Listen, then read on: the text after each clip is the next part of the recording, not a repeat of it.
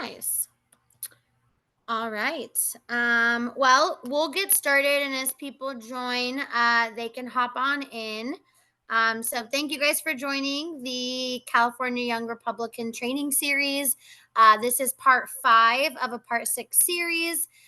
We have been fortunate enough to host trainings from our state treasurer, our state secretary, our comms director, our membership director, and now Austin and I, as chair and vice chair, are putting um, on event planning training. We're excited to have you all here. This is kind of the first time we've done something like this. So we're very excited. And we'll kind of go through everything slide by slide. As I mentioned in my email, this is being recorded. Once we are done with the presentation portion, we'll turn off the recording and we'll move into like Q&A and kind of open discussion. So you all know me. I'm Ariana. I'm the state chair. I also run LA County Young Republicans. I have a background in political fundraising, and I'm an executive assistant for a private equity firm. And I'm going to let our vice chair introduce himself. Hey, everybody. My name is Austin Edsel, Vice Chair of the California Young Republicans. I work for a state senator here in Southern California, and also I am the Chair Emeritus of the Orange County Young Republicans, which is a pleasure to be a part of.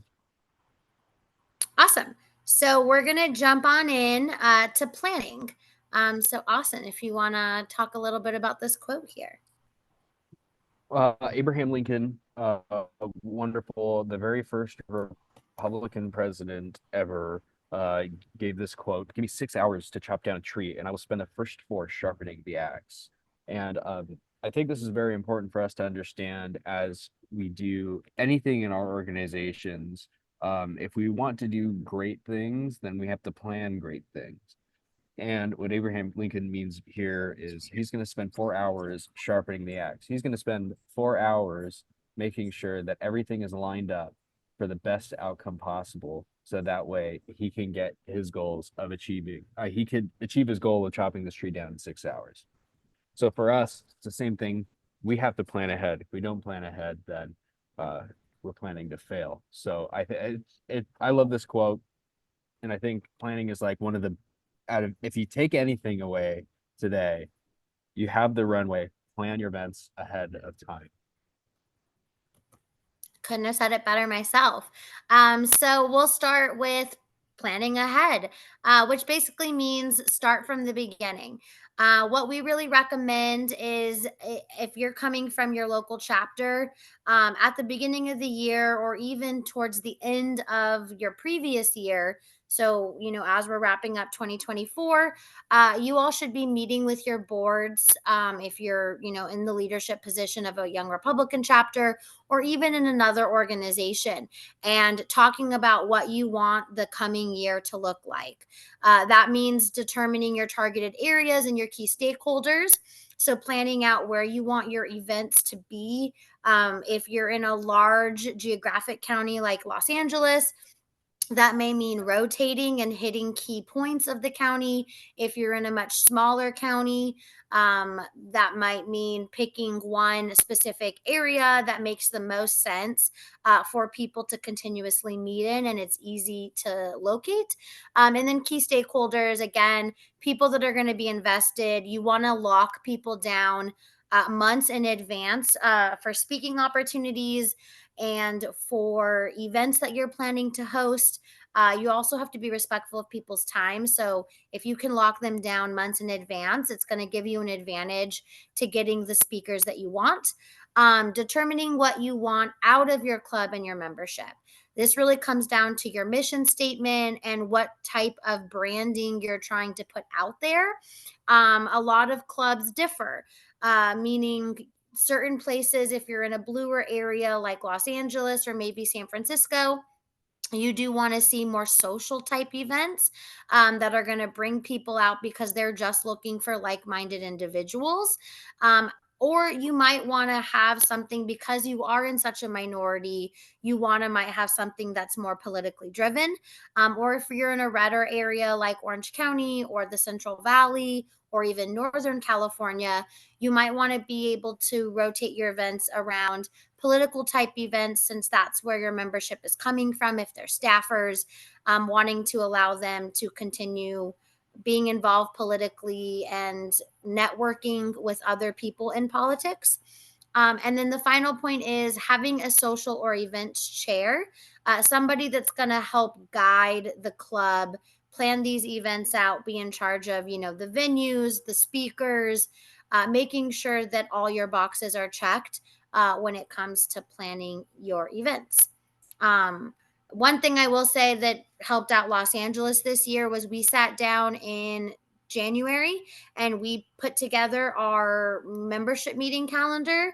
So we picked our day, our time, our event, and our location, and we released a basically February through November calendar for our general meetings. And we sent that out to our members saying, hey, here is the day and time and the area. Obviously, planning events out 12 months is hard, but we released that calendar to our members in January so they would know, okay, this is going to be the day every month that I'm going to want to go to these meetings. And a lot of clubs, do that to allow their members to make sure that their calendars are marked every month for their events that are coming up. You have anything you want to add, Austin? Yeah, I think what Ariana said is at the beginning of the year, getting together with your newly elected board and sorting out, for one, determine, is it a political year? Is it not a political year? Is there election happening? Is there not? Um, so many factors go into what our clubs do, and it depends on what kind of year it is. Once you guys determine what year it is, election year or not, then you kind of determine what are your goals of the club. Do you want to increase membership? Because keeping people in the off years, keeping people busy in a non-election year can be a little bit tough. Maybe you need to cycle in some more engaging events. Planning out your, you know, having a goal or having a good understanding of your district or your county, knowing these are the stakeholders that we want to develop relationships with. These are the politicos that we want to expose to our membership. In Orange County, what we do is we sit at the beginning of the year and we kind of target specific races or folks that we know who are going to be running for something, and then we figure out like, okay, can we loop these people into the agenda at some point during the year? What part of the county do we want to be in? And it's all, I, I overthought a lot of things, but it's because everything has that political aspect. We want to use this to push our movement forward. And so I recommend that you guys take a look at your districts, know who you want to connect your members with, and know where you want to connect them. Because once you had that template, it makes it easier just to make the whole year on autopilot. Especially when it comes to your monthly membership meetings, that should be on autopilot. That shouldn't take very much energy on like aside from the couple days leading up to it. But I think I jumped ahead of myself there. You have to, No, you're good. yeah, go ahead. You're good. We'll move over to types of speakers that we want to have at events. So kind of like I was mentioning, our guest speakers are always a huge draw for members. In Orange County, what we've done is I kind of joke that we make the smoke-filled room accessible to our young Republican members. And what I mean by that is that a lot of times young people feel that politicians and politics, like they're out of touch with politicians, they're out of touch with politics, they have no idea what's going on, and they think, not just young people, but people in general think that, oh, well, politicians are these people that are like up here above me, which is not true. Like they're one of us. They are also residents of your community. And in fact, they are elected representatives of you guys. And so we are trying to bring politicians down to our level, and by having them come and speak at our events, it's very casual, it's very fun, and it gives exposure to our membership It gives them access too. And so, a lot of folks, they've never met elected officials before they joined Orange County Young Republicans, and now they have their phone number saved in their phone. And so we want to make the Republican movement accessible to our members. And so we do that with our guest speakers, elected officials and candidates that are running for office. Those are our bread and butter. Those are the ones that are easiest to book because they definitely want to speak to you guys. They want to connect with the young Republicans. They want to get that picture with them. Party leaders are great because they're the ones who, especially your county party chair, if you have a great relationship with them, I totally recommend leading up to a political year, have your party chair speak and have them give your membership an update on what your county party is doing. Beyond just county party leaders, we have statewide leaders too. In California, we have a great statewide leadership with Chairwoman Jessica Patterson, who stopped by our event last weekend. In addition to her political director, Krista Pittman, who's amazing. Her data director, Cole, no, Yeah, Cole Patterson. Patterson. Yeah, Cole Patterson. Cole Patterson's great. He's spoken at our club before. We want to get Krista Pittman to speak. Cole oversees the whole data program for the CAGOP, and he was able to break down data for our club data for Orange County, how young people are voting, explaining like how the data systems from the different campaigns operate and come together. And it's just an added benefit for your membership to know like this is what the party's actually doing. Because again, a lot of people, they're not involved this deep in the party. And so they don't know what the party's doing. And so for a lot of folks, I know, I was one of them years ago when I first started volunteering. I thought like, oh, well, the party's useless. They're not doing anything. They're not doing what they're supposed to be doing. They are. I just didn't know about it. And so when you expose your membership to that, you expose them to the whole Republican network. Conservative influencers, those are great. Anthony Cavazos in Los Angeles County, he's like a micro influencer. Well, he's probably more of a macro influencer now. He's a reporter. There are other internet personalities that are doing great work. And am I still on here? Hello? Am I frozen? We hear you, Austin. Oh, okay, good. I'm not sure. Okay. Conservative influencers, they're great because they're cool. They're just fun. They're like celebrities almost. Statewide political groups are great too. I'm talking like what is it? California Parents Union, really any of these activist groups that are statewide, because they're also doing work. And I think it's just giving your membership an opportunity to see like how the whole machine works together. Did we lose the PowerPoint?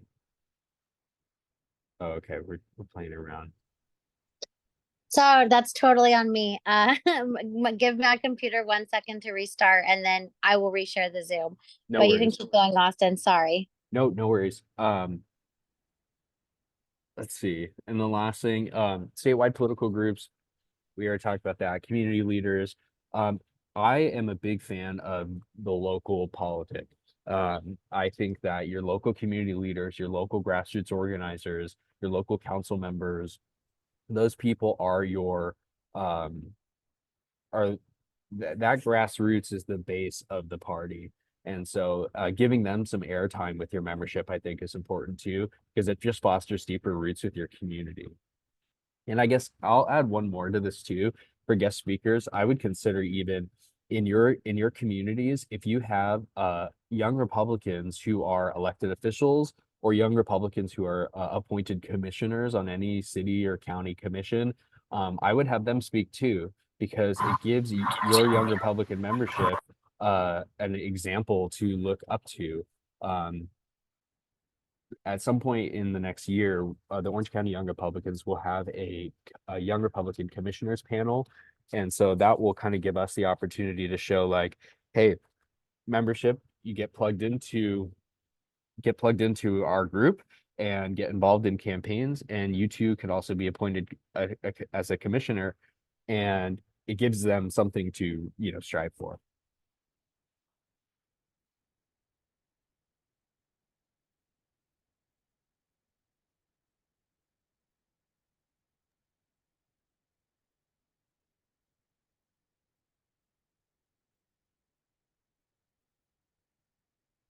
So locations, basically a couple of major talking points here. Tap into your network. So that means reach out to Republican owned venues. If you have a relationship with one of your members who owns a home that's willing to host you, look into churches or county party if you've got a headquarters. There are specific types of things where you're wanting to be able to know how many people you're looking to have and what type of event is it going to be based on the type of venue you want to book. So there are, multiple resources for us as young Republicans to tap into our networks. We know individuals who own businesses, we know people who own office spaces, we have members who have own homes as well as sponsors who do this and are willing to open their homes to us. Which leads into number 2 is that when you're planning your events, minus a fundraiser, when you are planning your events, you should really opt for a venue that either charges no minimum or has is willing to do split checks or is a very small minimum that you're able to cover that amount through a sponsorship or through the amount of people that you've invited. At the end of the day, when you're hosting these events, whether they're your monthly membership meetings or your social or your happy hours, your club should not be losing significant amount of money to host these events. That's just the bottom line. So again, by calling venues, asking if they host, if they have a required minimum to host a group, again, if you've got a relationship, seeing if they'll give you a private space or a semi-private space.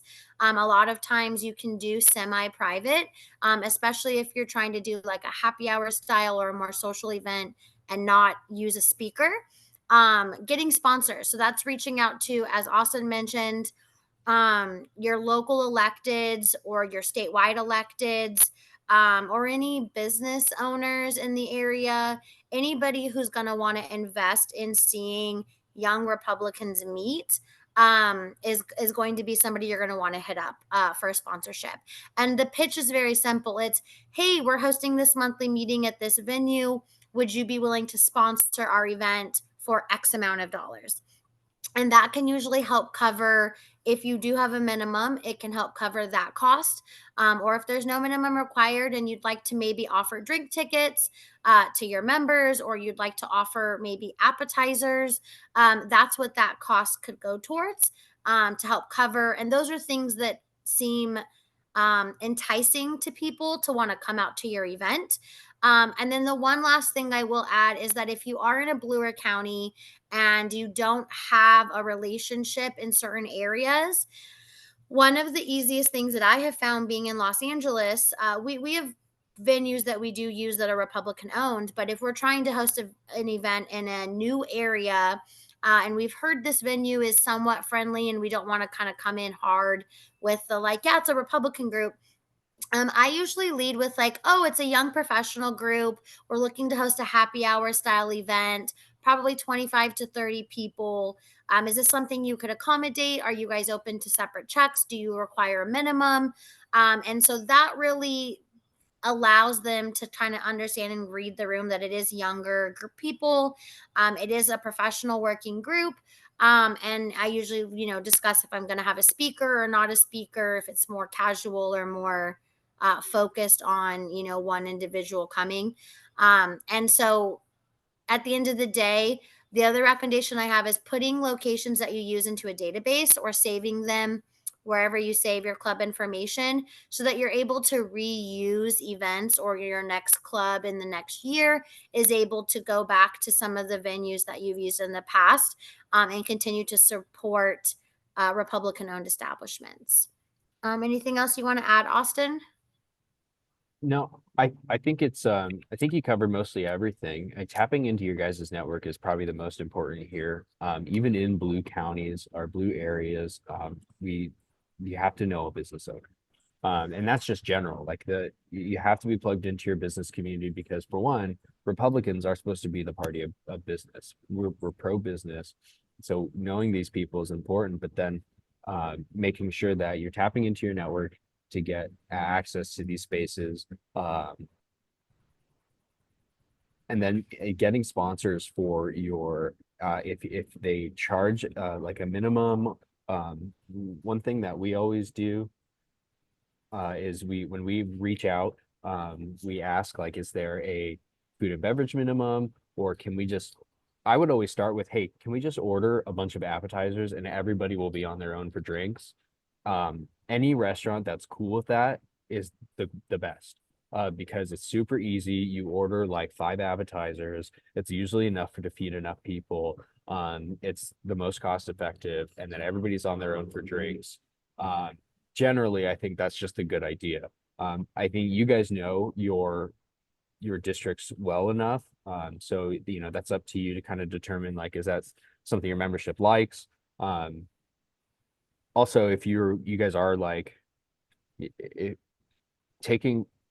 choose your venues based off of what your membership would be interested in as well, is very important.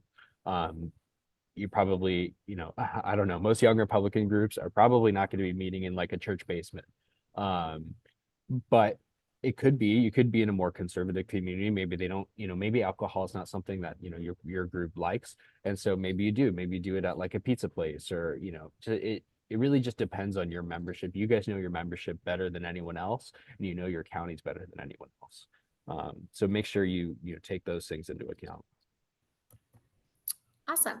Moving into monthly meetings. Like I said earlier, your monthly meetings should really be on autopilot.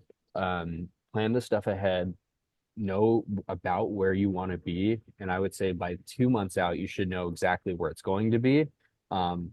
Sometimes that doesn't always work out, or sometimes just last second cancellations, but I would say at about the 2-month prior mark, you should know where you're going to have your monthly membership meeting and who you're going to have speak.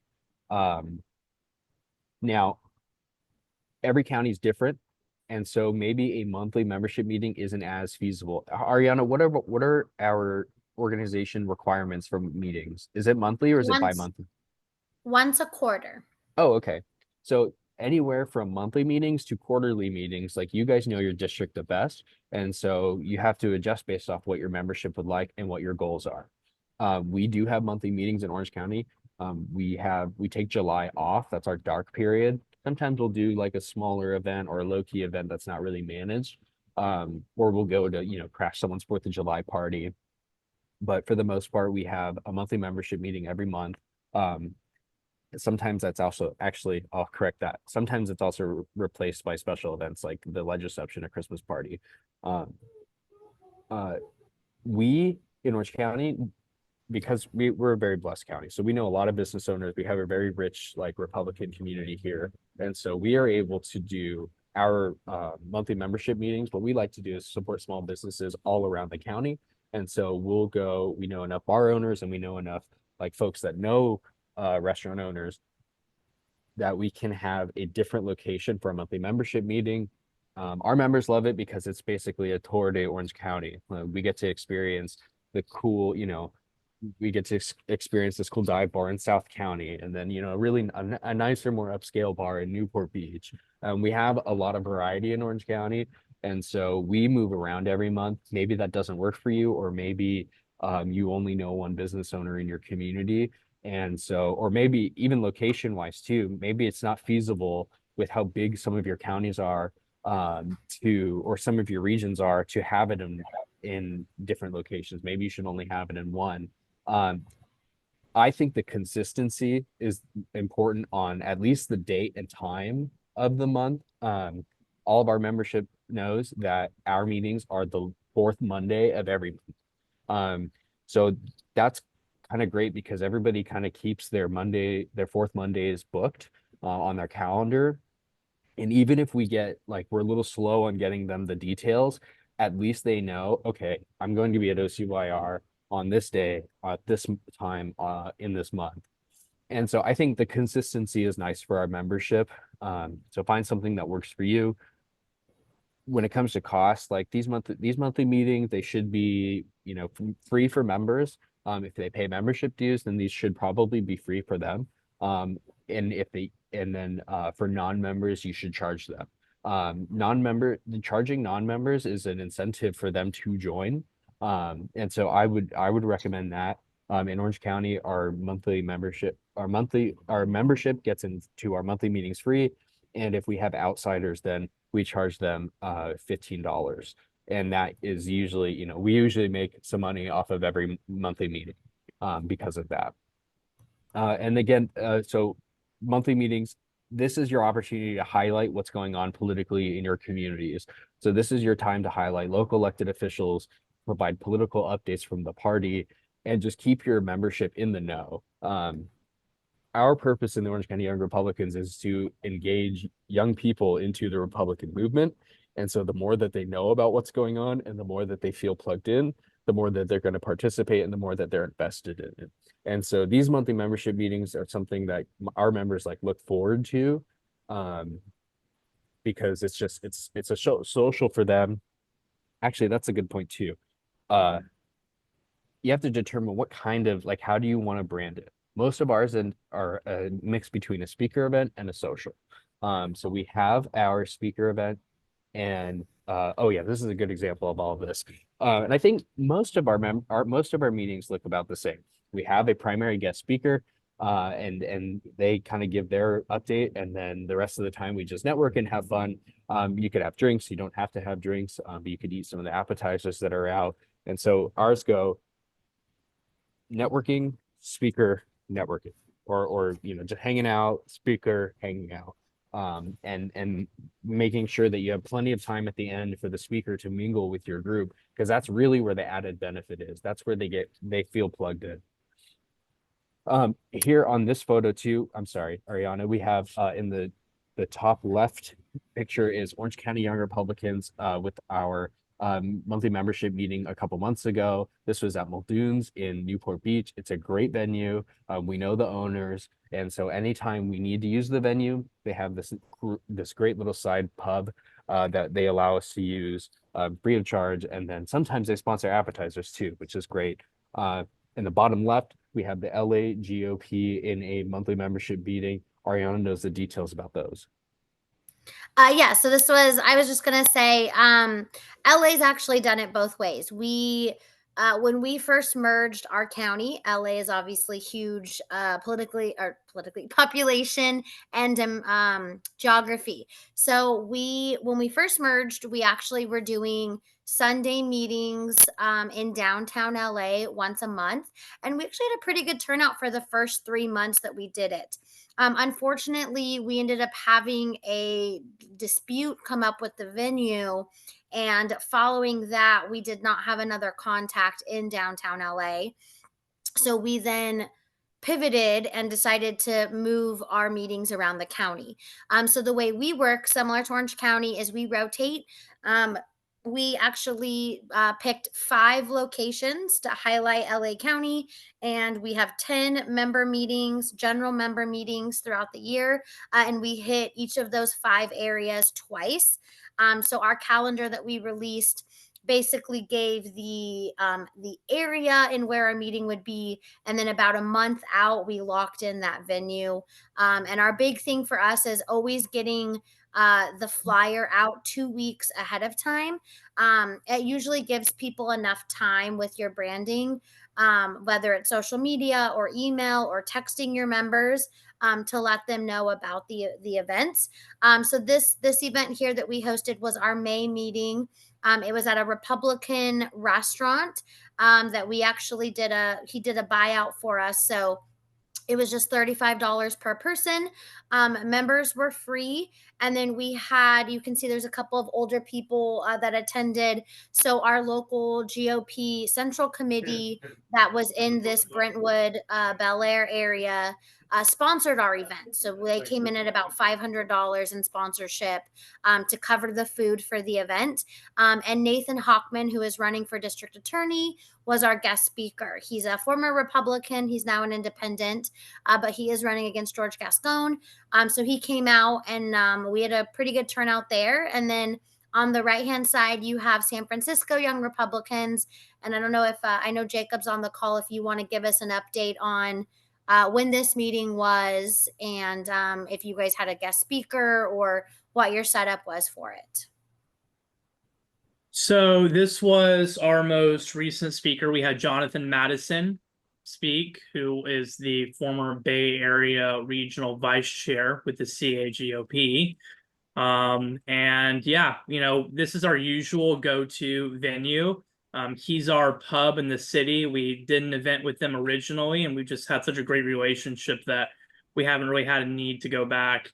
The agreement we have with them is that they don't charge us in exchange for the expectation that attendees will regularly buy drinks and food while they attend. And usually if it isn't really enough, they might mention that, and then we'll encourage our members to make sure they're buying food and drink to support the venue.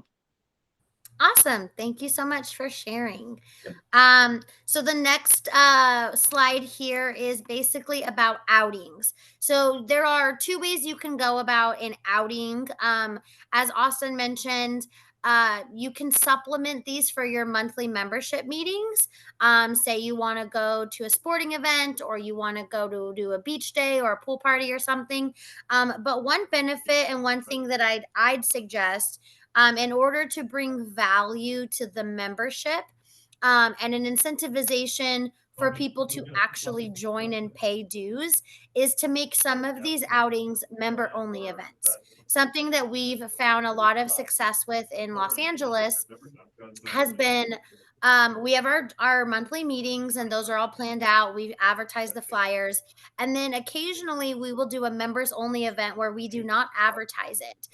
We just email and text it directly to our members, and then they show up, they participate, and then after the fact we then post about it, and then people are like, what's this event? I didn't see it. Like, oh, this is only for members. So if you join, you get invited to things like these. And member outings and member only events can range from a wide range of things. So you can do trainings. We have a member who is a financial advisor who we're actually worked on the process of putting together a training for her through her business. And it'll be for members that want to learn more about the financial aspects of things regarding insurance and 401k, and investments and stuff like that. We've also thought about doing, obviously you can have political trainings like Leadership Institute or Trailblazers, or you can even do more specific things like public speaking. And those are added benefits. It's a lot of things that you see in young professional groups, and members really like that kind of stuff. You can do sporting events. So obviously here you have San Diego Young Republicans did an outing to the Padres game. I know Orange County has done Angels games. LA YRs is looking to maybe go to a Kings game later this year. So those are always things that, feel really fun for people, because all you have to do is buy some group tickets, and basically you just sell them to your membership. You can also do events like pool parties or beach days. The beach is something that, is always a nice opportunity to open that up to non-members as well. Get them to come out. We've had some great success in Los Angeles, and I know we did our regional event down in Huntington Beach. But it's a great opportunity for people just to come and chill and spend some time together. Pool parties are always a blast if you can coordinate it, and you've got a member that has a pool that's willing to open up their home, or you've got, again, a donor who's willing to bring you over to their home and help with that kind of event. And then something that's really simple that doesn't require much planning is hikes. So coordinating a hike where, like, if you're just going to go with yourself, you pick a location, you tell people when to meet, and then you hike together. You can always go get drinks afterwards. But the one thing that I am going to touch back on these outings is the purpose of these. With your monthly meetings, you're always going to have speakers and things for people to learn and get to know about. These outings should always be fun in nature. You want to make sure that you're just bringing like-minded people together to share in some kind of experience. And we've seen really great success, I think, in a lot of our chapters that add these type of events into their regularly scheduled calendar. Anything else to add, Austin? No, I think special events, these outings are the added benefit, right? Of they're like the, I don't know. I can't even. I'm not. My creativity is so gone right now. They're the things that like really engage your members, and I think that's the added benefit, right? And sometimes, like in Orange County, we get special access to, like, every once in a while we'll get tickets to a fun, like a super exclusive fundraiser or a Lincoln Club event or like something really ritzy, and we get tickets for that, and those go to our members first. We don't open that up to just anybody, and so it's those little moments where we can plug a member into something that's super special, makes all the difference. Definitely. All right, next up is volunteer events, and we've got two types of volunteer events that your club can host. The first is going to be a community service type event. So a lot of conservatives, a lot of Republicans love to give back. Obviously, it is very much in our nature. We don't rely on the government to do these things, but we find service very important to ourselves. So, hosting a community service event is a really great opportunity to align with a specific nonprofit that shares similar values, and engage in your community. So what we've done in LA, and I know other chapters have done, is going out and finding a nonprofit that shares similar values, whether that's with a church or through a veterans organization, or supporting military. Los Angeles also just did a big one where we raised funds for a pro-life pregnancy center. So things that are basically social issues, or even political issues that are for the community, and bringing awareness to them. And when you're planning your community service event, I always recommend offering two options. As young Republicans, we are busy. We do, most of us are either in college or starting our careers, we're starting families. We've got a lot going on. So I always recommend offering the option for people to donate money or items, and then also setting up an option for people to volunteer their time. Because a lot of us, if we don't have time to give, we will give money. And for those that may not have the money to give, we're willing to volunteer our time. So allowing your members and even non-members to participate in more than one way is going to make them feel like they can contribute, and it's going to be valuable. And then this is also a great opportunity in your community service events to partner with outside organizations, to share with your county party, to share with your local college Republicans, or with other organizations that are conservative in nature, to help raise funds or to get them to show up and volunteer with you. Anything else to add on community service, Austin? Yeah, I in 2021, when I was chair in 2022, when was I chair? 23. Given that it was an off year, we didn't have any campaigns that we were involved with or participating in. We still wanted to keep our membership busy, because I think the more that you engage your members, the more that they feel like we're developing a community here. And part of that is bi-monthly community service outreach. And so this is one thing that we did. This is a church in Orange. It's one of my friend goes to, Friend's Church. They have a great food pantry there, and they always need volunteers. And so we brought like 10 or 15 strong people to go and volunteer. One thing that I am very big on is building community amongst our young Republicans, amongst our group, our membership. I want us to all do life together. I want us to celebrate each other's victories, mourn each other's losses. We should always be coming together as a community, because so many people, especially young people, leave California because they don't see like-minded people. They're not around like-minded people, and they don't know that we exist. And so, the more opportunities you get for us to come together, for one, that creates that community, but for two, when you go in person to volunteer at a nonprofit, to serve the community and not politics, for one, it builds goodwill. So people are like, oh, look at these young Republicans. They're not just these rowdy, alcoholics. They actually give back to the community. They don't just do politics. And two, it makes your members feel invested in the community. When you're serving your community, when you're feeding someone who lives down the street from you, like a plate of food, like that's important. That makes you feel invested. And so, how could you leave this place if you're invested in the community here, if you know the needs of your community and you're serving them? It just helps you. I think it helps our members build deeper roots to where they live. And it makes the work that we do on the political side all that more important.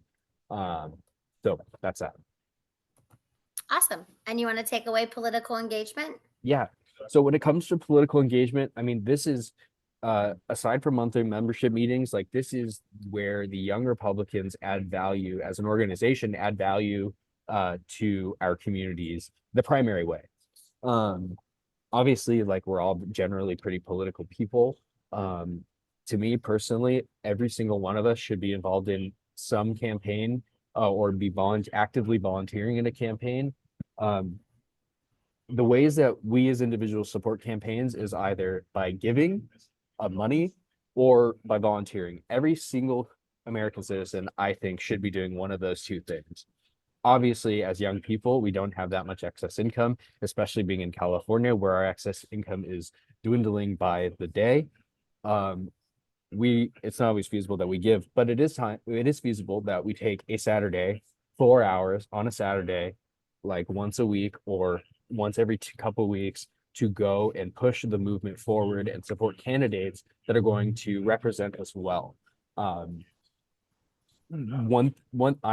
again am a big believer in getting involved in the community that and advocating and volunteering for the folks that are going to be representing you or currently do represent you. So in 2020, we got involved in the Michelle Steele for Congress campaign, and I got involved and I volunteered every weekend, like from August to November. I went in, knocked my 75 doors every Saturday, and I was done. And that's exactly how it should be. Now, our members don't necessarily know how to get plugged in the way I did. And it's our responsibility as leaders in the Young Republican movement and as leaders in our clubs to show the members and connect our members to these great campaigns. A lot of our members are very busy with their own lives, so they don't have time to sit there and sort through candidates and figure out who to support, who to not support. And so it's our job to do that for them and then connect them to campaigns by doing these political deployments. So like we said at the beginning, planning is the most important thing that you could take away from this.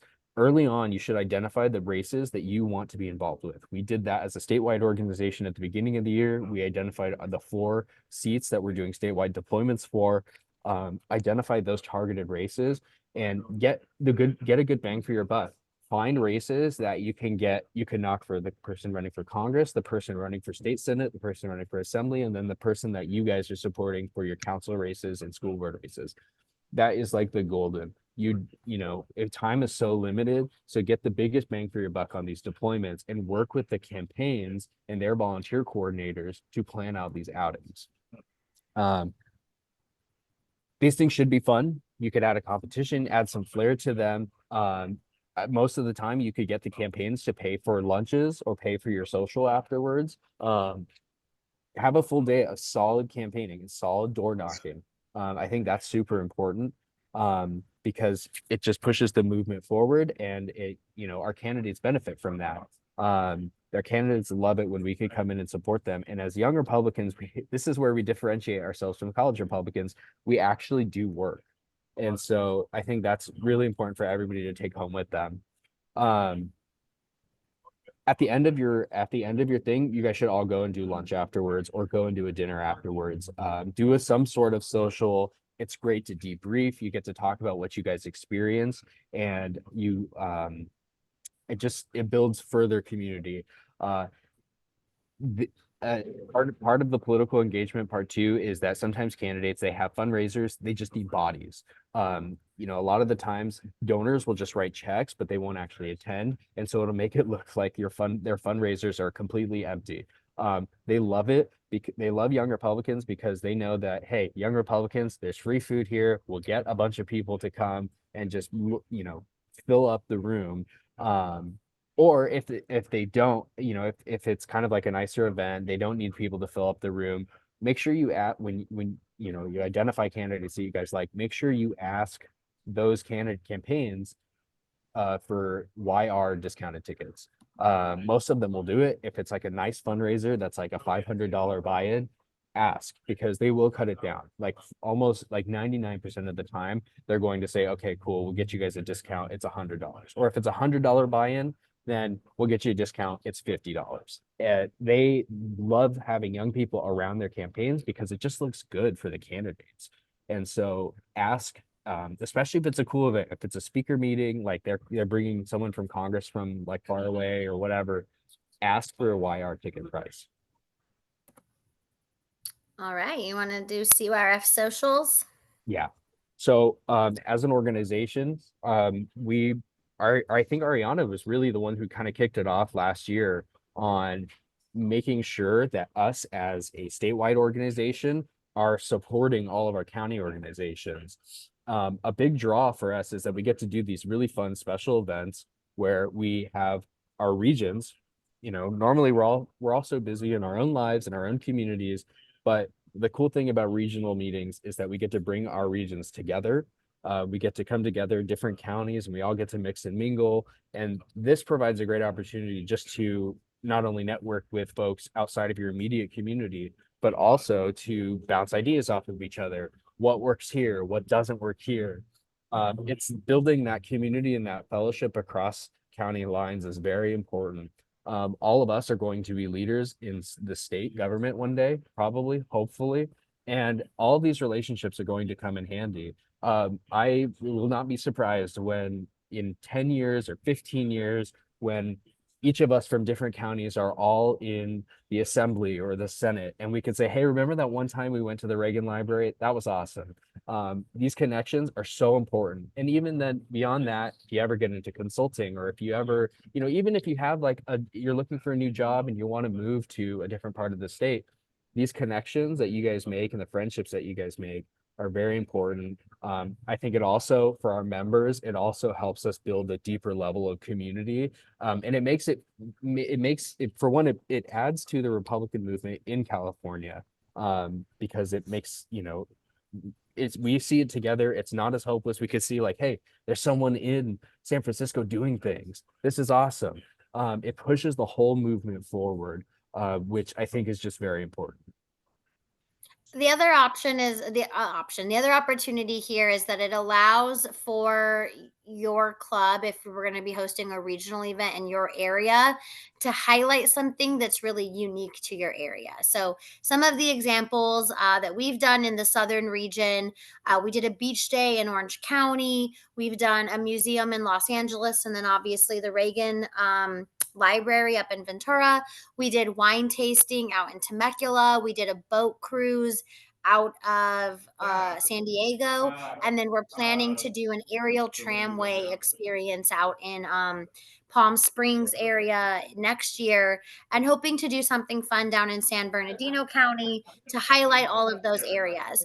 I know Central Region has done rodeos before, as well as like range events, and our northern chapters just did a boating day, which sounds like an absolute blast. So these are things that are going to be fun, and being able to highlight really cool, unique opportunities in your county that's going to bring people from other counties, you know, into.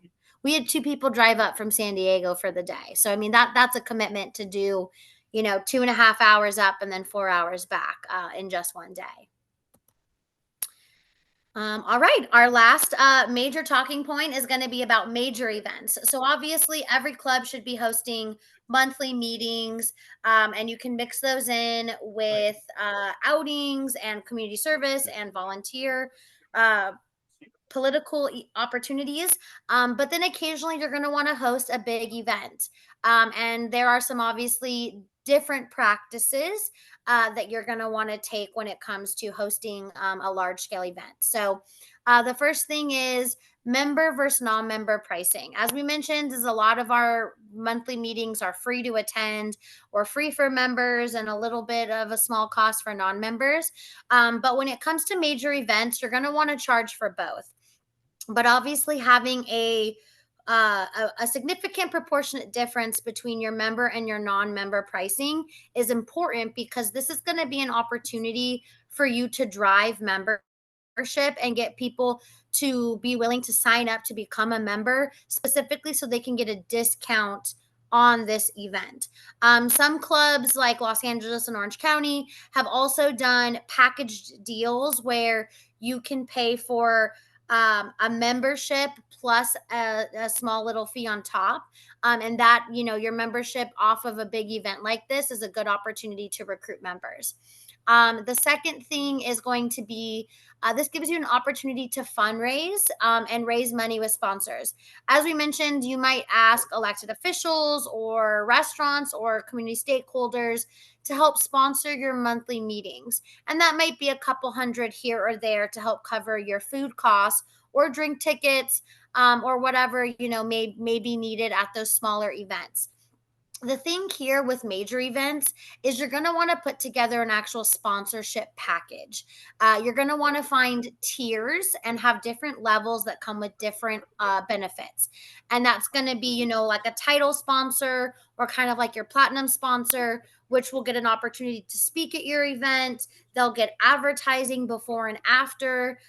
They'll get advertising during the event. You're willing to share their stuff on social media, whatever, makes the most sense when you're putting these packages together. Also include tickets to your event. If you're the top sponsor, you get, 10 tickets. If you're a middle sponsor, you get 5 tickets. If you're one of the smaller sponsors, you get, two tickets. And these are opportunities to allow, again, community leaders, elected officials to buy in and fundraise and be able to advertise, but also invest back in your local chapter. And these can be individuals. It can also be businesses. Anybody who's going to want the chance to highlight themselves or their company or their business at your event. Putting together a committee. So these are going to be events where you don't want just your events or social share to plan them. You're going to want to put together a committee to help plan these events. You'll need at least 2 or 3 people on them, especially if you're trying to raise money, recruit members, and plan something that is going to be, a significant cost to your club. And again, this comes with the planning ahead. You should not be planning a major event 1 month out. These major events should be 2 to 6 months planned in advance. So you should be picking your date, picking your speaker, and picking your venue a couple months out. And once you have those things locked in, you should set up a budget. And from your budget, that's where you're going to determine how much are my ticket prices, how much are my sponsorship levels. And that's where you're going to really want to reel in your ROI, which is going to be your return on investment. If you're using these events to fundraise, the best ratio, and I have a nice budget spreadsheet that we use, is going to be a 30 to 70% ratio. You want to be spending 30% and bringing in 70% profit. You want to make sure that as you're planning out your event, your tickets and your fundraising sponsorships are going to cover the cost of your event completely, totally at the beginning, and then make sure that you're generating a profit. Because at the end of the day, we're young Republicans. We're not, none of our chapters are, besides maybe Orange County, are rolling in the dough. And so we want to make sure that we are generating significant profit so that your clubs can continue to host events like this for years to come. So Austin's going to give you a couple tips on the types of major events you can plan, starting with ATF Day.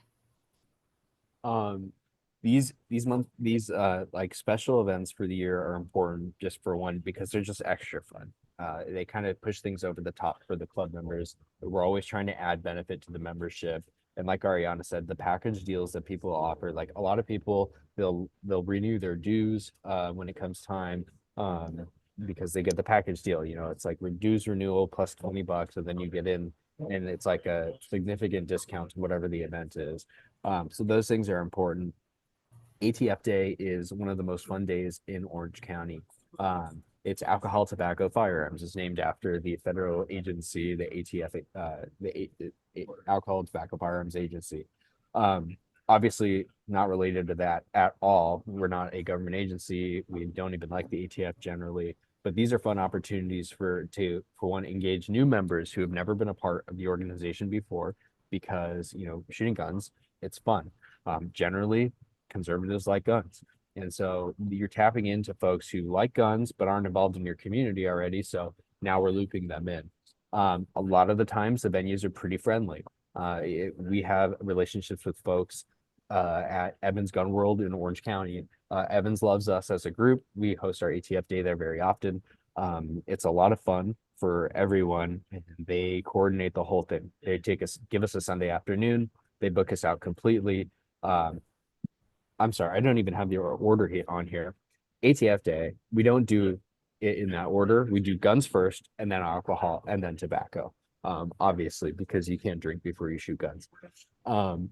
Generally, shooting ranges are friendly venues, and a lot of the times they can help sponsor. A lot of the times they'll sponsor the gun rentals, which is, you know, a pretty good cost savings, and then they'll also waive range fees too. Sometimes. So those are great opportunities that you guys should take advantage of.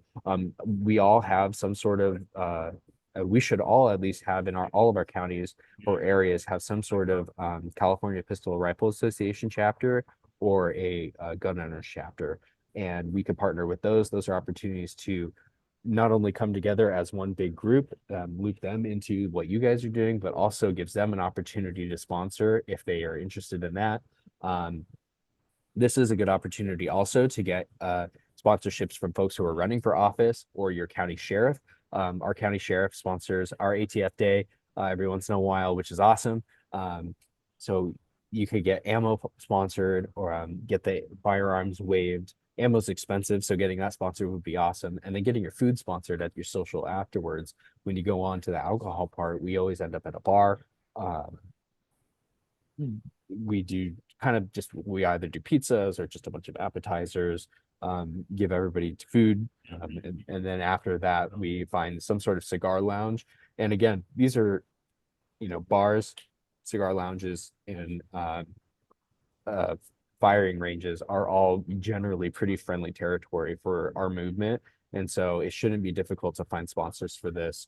And it's a fun event. And it's usually dude heavy. So be prepared for that, but that's fine. It's a lot of fun. Yeah, the one other thing I'll add as far as getting ammo and firearms donated, we partner in LA with the NRA chapter up here. We have 2 membership councils. And so the NRA guys are amazing because they bring out all of our 22 ammo, and then they bring out all of their 22 firearms. And so all we're left with is having to purchase 9mm and like 38 and any special ammo that we want to shoot, which alleviates the cost for us of the event, because sometimes when you go to an event and people are only getting to shoot like 10 or 20 rounds, you know, it's a quick shoot and then they're done. But giving people the opportunity to shoot different types of firearms, having specialists that are there with your group that are certified and trained, and turning it into even like a safety and lesson and educational portion, allows, you know, new members who've never shot before or who have wanted to go shooting but have never had the opportunity before, or intimidated about going to a gun range on their own, to come out, and they see this as a social event where they're not going to be judged, and they're going to get that opportunity to be with like-minded individuals. Yeah. All right. And you want to talk about our legislative reception, or Christmas party? Different clubs do different things for their kind of like big annual fundraiser.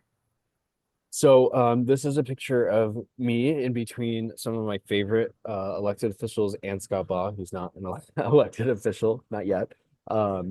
We have a legislative reception every year, and things have really developed in Orange County, where ATF used to be our biggest fundraiser of the year. Now it's legislative reception. And I think there's multiple reasons for that. Not everybody does shoot guns. This is more accessible as an event. And we all get to dress up fancy, and it's kind of like our own little gala in Orange County. Legislative reception, we have our assembly members, our Congress folks, our state senators speak, and then along with like local elected officials. And we just give them an opportunity to share with the young people about what they're working on, what's going through the legislature, what is the supermajority in Sacramento thinking right now, which nobody can tell. And gives them an opportunity to kind of show like this is how they're advocating for us. And it's like a little hoorah to say like they like to thank the young Republicans and they get them excited about the upcoming election. So that's having these folks come and speak. If you have friendlies in your area, use them because they would love to give you an update on what's going on. A lot of the times they'll sponsor it if you ask. And so, always make that ask with their folks that are speaking at your events. Ask if they want to sponsor. This is a higher end event for both the Christmas party and I'll say this, it's what you make of it. Legislative reception generally should be a higher end event. It should be fancier, which means it's a little bit more expensive for membership, but they get more out of it. They usually like we'll end up doing a beer and wine ticket or a cocktail ticket. We'll have more substantial food. It's not a sit down dinner, but we'll have heavier appetizers. It'll be dressier. I'm wearing a suit here. It's like the one time a year where I wear a suit and a tie. My shoes are still casual because I live in Huntington Beach. These are the times too that you put together sponsorship packages. So you reach out to those business owners in your area. Always reach out to the county party, ask them to sponsor, reach out to business owners. This is an opportunity for them to advertise their own businesses through your email, through your printed out materials. And then we also want to make sure that we have a nicer venue for the legislative reception. Just because it fits the whole vibe. When it comes to Christmas parties, those are really what you make of it. You could have a Hawaiian themed Christmas party. You could have any theme that you would like. And it doesn't have to be as fancy. It could be an ugly sweater party. But these are the fun events that are just like, they're unique and special. And these are the ones that folks want to donate to and sponsor. And then also, these are, you pick up, it's all these big and special events pick up new members, which is important. As soon as when someone who's not a member buys a ticket to one of these events, they're locked in. They love it. This is where you pull out all stops to show how great and how cool your organization is. We in Orange County merge our Christmas party with our board elections and swearing in. And so it's always risky business depending on the power struggles in your respective counties. Orange County has been very stable, so we haven't had too many issues. We like doing it too because at our Christmas party, because it's a celebration of what we've done in the last year, and then it's a looking forward to the next year. So those are a couple of things that we do with our legislative receptions and Christmas parties. Nice. And I'll just add, in LA, we don't have a ledge reception. So our Christmas party is our big fundraiser event, where we usually have our sponsors come. We elect our board in November. They're installed in December. And so December is usually our big ticketed event that we kind of kick off the end of the year with. So every chapter is different, but we would encourage each of your chapters as you grow and develop to try to plan one big fundraising event to help bring in money for your club. And we definitely went a little bit longer with obviously two of us speaking, but that pretty much wraps up the Zoom here. So I'm going to go ahead and stop sharing, and I will turn off the recording. Again, appreciate all of you for hopping on, and we will go ahead and open it up now